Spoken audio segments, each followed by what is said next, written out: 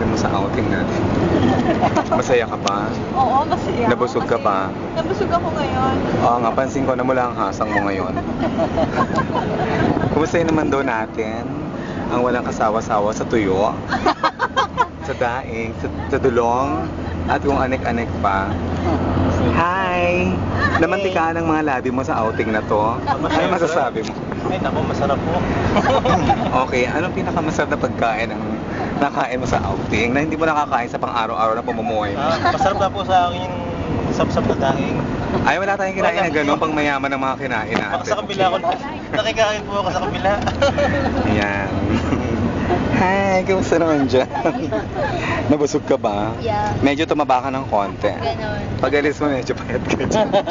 Okay, kamusta yun naman? Ang mag-asawa, sarapan ba kayo sa luto?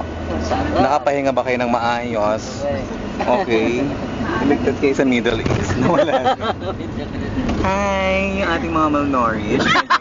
Medyo tumaba sila. Nag-gain weight sila after ng outing dahil masarap ang mga kinain. Nagtabaan ba? Nag-gain ng Sa Calypso, 2 pounds. kami.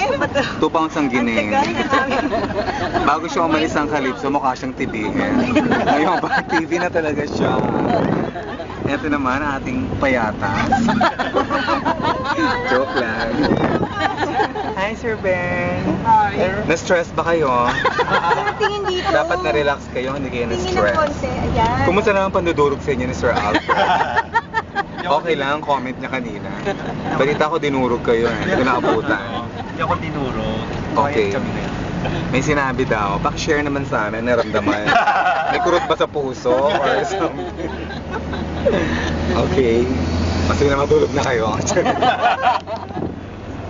Ay, sure.